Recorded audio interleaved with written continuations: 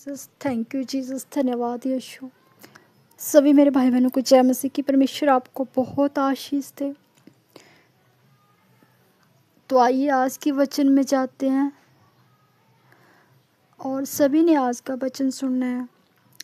देखिए, जब हम प्रभु के वचन को ग्रहण करते हैं तो वो वचन हमारी ज़िंदगियों के लिए छुटकारे लेकर आता है, चंगाई लेकर आता है, ब्लेसिंग लेकर आता है, बहुत बड़ी हैप्पीनेस लेके आता है। हालेलुया। और हमारी ज़िंदगियों को, हमारे कामों को, हमारी बॉडियों को एक अंधकार से चानन में लेके जाता, प्रकाश में लेके जाता। तो सभी ने आज का वचन ग्रहण करना है। हालेलुया। और जो परमेश्वर के वचन का आदर करते तो परमेश्वर सभी के बीच में आपको आदर योग्य बनाता है। आमीन। तो आइए वचन में जाते हैं। सर्वशक्तिमान जीवित परमेश्वर, हम धन्यवाद करते हैं आज के वचन से। प्रभु हमें ब्लेस करके जाना, ज्ञान बुद्धि समझ से भर के जाना। प्रभु मैं ना बोलूँ, आपका आत्मा होकर सभी से बातचीत करे और आज के वचन की महासामर्थ सब पे जाहिर करना। परमेश्वर आज के वचन को सब पे जाहिर करना। परमेश्वर ज्ञान बुद्धि समझ से भरना, सभी को ब्लेस करके जाना। आज के वचन से सभी ब्लेस होने पाए, सभी की जिंदगियों के लिए 100 गुना आशीष लेकर आए वचन। आमीन। आज का वचन है यशायाह 26:4 में पढ़ते हैं, यहोवा पर भरोसा रख। वचन हमें क्या सिखाता है? यहोवा पर भरोसा रख। देखिए, हमें जब हम, अगर आप विश्वासी हो, प्रभु को मानने वाले हो, मसीह में, प्रभु में हो, विश्वासी हो, आप प्रभु को जानने वाले हो, तो आपने अपने कामों के लिए, अपनी बॉडियों के लिए, अपने हर एक चीज़ के लिए प्रभु पर भरोसा रखना है। क्योंकि उस कलाम का वचन है कि यहोवा पर भरोसा रख। क्योंकि जब आप उस पर भरोसा रखोगे, भरोसा में जब आप उस पर विश्वास रखोगे तो वो आपके काम को चानन में लाएगा। लेकिन विश्वास के साथ आपका धीरज भी बड़ा होना चाहिए। क्योंकि कोई भी काम है ना। सुनो मेरी बात, आप जब घर बनाते हो, मेरी बात ध्यान से सुनना। देखिए, जब इंसान घर बनाता है ना, सभी के पास इतने पैसे तो नहीं होते कि सभी अमीर ही होते हैं कि वो एकदम से घर का निर्माण कर ले, है ना। कईयों को तो 6-6, 7-7, 8-8, 10 साल, कईयों को तो कितने साल लग जाते हैं ना। जिनके पास ज़्यादा पैसा होगा वो तो 2 महीने में भी घर कंप्लीट कर लेंगे, 1 महीने में, है ना। देखिए, जब घर के निर्माण के लिए नींव रखी जाती है तो उस नींव को कितना गहरा खोदा जाता है। अब ये बताइए कि जब घर बनता है ना, छोटे बच्चों को, छोटे छोटे मतलब नौजवानों को तो इतना खबर नहीं होगी, लेकिन जो बुजुर्ग होंगे उनको ज्ञान होगा। अगर आपको नहीं पता तो अपने बुजुर्गों से पूछो कि जब घर की नींव रखी जाती है तो नींव को गहराई से क्यों खोदा जाता है, नींव कैसे घर की गहराई पे गहरी डाली जाती है। नींव क्यों गहरी डाली जाती है? इसलिए नींव गहरी डाली जाती है जब घर बनाया जाता है, ताकि वो आपका घर क्या है, एक मजबूत नींव पर। आपका घर किस पर टिका होता है? नींव पर टिका होता है। नींव पर आपका घर टिकता है ताकि जब भी कोई तूफान आए, आंधी आए, आपके घर बिल्कुल थोड़ा थोड़ा हिले लेकिन वो गिरे ना। हालेलुया। जब घर का निर्माण करते वक्त नींव गहरी रखी जाती है, नींव गहरी खोदी जाती है, तो घर क्या होता है, मजबूती से अपनी जड़ पकड़ता है, मजबूती से खड़ा रहता है। जब घर की बुनियाद, घर की नींव गहरी नहीं रखी जाती तो वो घर क्या, आंधी तूफान आने पर गिर भी सकता है। हालेलुया। उसी तरह सुनो मेरी बात, जब आप प्रभु में विश्वासी हो, प्रभु को मानने वाले हो, जब नहीं भी विश्वासी हो, नए नए प्रभु में हो, तब भी आप प्रभु पर विश्वास रखो और उस पर धीरज बनाए रखो। क्योंकि आज नहीं तो कल आपकी प्रार्थना को उत्तर आपकी गोद में लौट आएगा।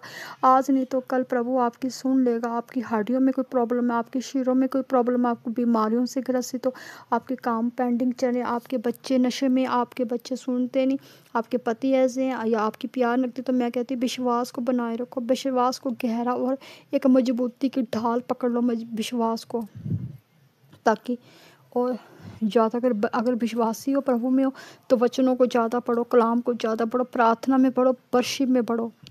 वर्शिप जो होती है हमारे बंधनों को तोड़ती, जब वर्शिप होती शैतान को आग लगती है। जहाँ वर्शिप होती है वह शैतान टिक नहीं सकता, उसको वहाँ से निकलना ही पड़ता है। क्योंकि जब वर्शिप होती है तो वो जलता है, भूनता है, उसको आग लगती है। जहाँ वर्शिप होती है वो टिक नहीं सकता उस जगह पर, क्योंकि वहाँ जब वर्शिप होती है तो परमेश्वर का अनुग्रह वहाँ मौजूद होता है, परमेश्वर का आत्मा वहाँ होता है जब वर्शिप होती है। हालेलुया। तो शैतान वहाँ नहीं टिक सकता, शैतान निकलता है, शैतान आपके शिरों को छोड़ता है। मेरी बात सुनो, वर्शिप मुँह से ज़्यादा गाया करो। अगर आप विश्वासी हो, प्रभु में हो, तो वर्शिप मुँह से गाया करो। मतलब अपने यूट्यूब में तो वर्शिप लगा रहे हो, ठीक है लगा रहे हो, है ना, लेकिन जब वो वर्शिप कर रहे हैं तो आप अपने मुंह से भी अलंकार किया करो। देखिए परमेश्वर मुंह के फल का सिरजनहार, आप मुंह से भी मांगोगे, मुंह से बोलोगे तो वो आपकी ज़िंदगी में पूरा होगा। वर्शिप लगी है, तोड़ दे मेरे बंधनों को तोड़ दे। आप कानों से सुने जा रहे हो, मुंह से गूंगे बन के ऐसे हाथ को मारे जा रहे हो, हाँ तोड़ दे कान में पड़े। लेकिन सुनो, वो तो गा रहे हैं यूट्यूब वाले, वो तो गा रहे हैं तोड़ दे, लेकिन आप जब अपने मुंह से नहीं बोलोगे कि तोड़ दे पिता, तोड़ दे मेरे सारे बंधन तोड़ दे, तो कैसे आपका कहा हुआ शब्द आशीषित होगा। आपके मुंह के शब्द ही आपको आशीषित करेंगे। आशीष हमारे अंदर होती है, आशीष हमारे शब्दों में होती है। हमारे अच्छे शब्द ही हमें आशीषित करते हैं, हालेलुया। और हमारे दुष्ट शब्द, बुरे शब्द हमें श्रापित करते हैं। इसलिए अच्छा बोलो अपने लिए, दूसरों के लिए, अपने लिए भी आशीष का कारण बनो, दूसरों के लिए भी आशीष का कारण बनो। अगर आप अन्य जाति के कोई भी हो तो कोई फ़र्क नहीं पड़ता, अन्य जाति के तो वो भी, आप भी अपने घरों में अच्छा बोला करो। आप प्रभु में नहीं हो, प्रभु को विश्वास में नहीं हो तो कोई बात नहीं, लेकिन आप भी अपने अपने मुंह से अच्छा बोला करो। अपने कामों के लिए, अपने बच्चों को, अपने पतियों को, सब कुछ अच्छा बोला करो। अच्छा बोलोगे ना तो आपकी ज़िंदगी में अच्छा ही होगा, हैप्पीनेस होगी, गुडनेस होगी। जो बुरा बोलोगे तो आपकी ज़िंदगी में वही शब्द आपकी ज़िंदगी में रिटर्न वापस आएंगे, हालेलुया। क्योंकि जो देता है बंदा बदले में वही लेता है, हालेलुया। तो वचन हमें यही बता रहा है कि योबा पर विश्वास रखें। देखिए आपको विश्वास तो बनाए रखना है, विश्वास को तो बड़ा करना है। देखिए प्रभु के बड़े बड़े दास थे, अब्राहम था, यूसुफ था, अयूब था। हर किसी की ज़िंदगी में बड़ी बड़ी प्रॉब्लमें आई, हालेलुया। हर किसी की ज़िंदगी में प्रॉब्लमें आई। कोई भी एकदम से किसी को राजा नहीं कोई बन जाता। आप सोचते कि एकदम से किसी के सर पर ताज लग जाए, है ना, एकदम से कोई राजा बन जाए, एकदम से कोई अमीर बन जाए, है ना, तो ऐसा नहीं होता। एकदम से बच्चा पहली से कॉलेज चल जाए और वो अपने गोल तक पहुंच जाए, डॉक्टर, कैप्टन, इंजीनियर जो बनना चाहे, एकदम से तो नहीं बनता। वो कैसे फर्स्ट में, सेकंड में, थर्ड में, कैसे कैसे वो अपने दायरे को पार करता है, सीढ़ीदार चढ़ के, मेहनत से, लगन से। अगर आप मेहनत से, लगन से चले हो, अपने गोल तक चले हो, आप सच्चाई से चले हो, पवित्रताई से चले हो, ईमानदारी से चले हो, चाहे आप डॉक्टर बनना चाहते हो, चाहे कैप्टन बनना चाहते हो, चाहे इंजीनियर, चाहे आप अपने बुटीक खोलना चाहते हो, चाहे अपने कारोबार खोलना चाहते हो, है ना। लेकिन अगर आप अपने गोल तक चले हो, ईमानदारी से चले हो, है ना, तो ईश्वर भी आपका साथ देगा। ईश्वर भी आपको अपने हाथों से वहाँ तक पहुँचाएगा, क्योंकि आप सही राह पर चले हो, आप अपने गोल से फिरे नहीं हो, है ना। तो वही बात होती है कि अगर आप यहोवा पर भरोसा रखोगे तो ही वो आपके काम ऊंचाई पर जाएंगे, तो ही आपके काम दिखेंगे, तो ही यहोवा का प्रकाश आपकी ज़िंदगी में ठहरेगा। लेकिन आप आज प्रार्थना कर रहे हो और सोच रहे हो कि आज आपको सब कुछ मिल जाए, है ना। ऐसा नहीं होता कि किसान खेत में बीज लगा के आ गया तो रात को सोच रहा कल कटने का समय आ जाएगा, कल मक्की मेरी बड़ी हो जाएगी, गेहूँ मेरे बड़े हो जाएंगे, है ना। तो ऐसा नहीं होता, उसको भी बेचारे को 6-7 महीने अपनी कटनी के लिए इंतज़ार करना पड़ता है। इसीलिए अगर आप बिल्कुल सही राह पर चले, उस तरीके से परमेश्वर में चले, तो मैं कहती हूँ 1 साल भी नहीं लगेगा, 5-6 महीने के अंदर आपकी कटने का समय आ जाएगा। कटने का समय कि आपकी प्रार्थना का प्रतिफल आपकी गोद में लौट आएगा, हालेलुया। और सुनो मेरी बात, अगर आपको लग रहा है आप बहुत सही चले हो, फिर भी आपको सालों साल लग गए, तो मैं कह रही हूँ बहुत बड़ा प्रतिफल परमेश्वर ने आपके लिए रखा है। अगर आपको सालों साल लग गए और परमेश्वर फिर भी आपकी प्रार्थना का उत्तर नहीं आ रहा, तो मैं ये बोलती हूँ कि आपके लिए परमेश्वर ने बहुत बड़ी योजनाएं बना के रखी है। परमेश्वर आपको कहीं और इस्तेमाल करना चाहता है, या अपने कामों में, या तो उस ऐसी जगह पर इस्तेमाल करना चाहता है जहाँ पे आपकी परमेश्वर को बहुत ज़रूरत है, हालेलुया। परमेश्वर आपको वो चीज़ क्यों नहीं दे रहा है? परमेश्वर वो चीज़ आपको इसलिए नहीं दे रहा है क्योंकि आप उस चीज़ को हासिल करने के लिए नहीं बनाए गए। आप किसी और अच्छी चीज़ को, और ब्लेस चीज़ को, और गुड चीज़ को, और बेटर चीज़ के लिए आप तैयार किए जा रहे हो, किसी और बेटर काम के लिए आप रेडी किए जा रहे हो, हालेलुया। तो आपने घबराना नहीं है, ठीक है, घबराना नहीं है कि हमारी चीज़ हमारे से फिसल गई है, हमारे हाथ से निकल गई है। कुछ भी नहीं निकला। अगर आप प्रभु में विश्वासी हो ना, अगर प्रभु को मानने वाले हो, परमेश्वर को मानने वाले, यहोवा पर भरोसा रखने वाले हो, आपकी चीज़ अगर भटक भी गई हो, आपकी चीज़ किसी ने छीन भी ली हो, है ना, आपके हाथों से छीन ली हो, लेकिन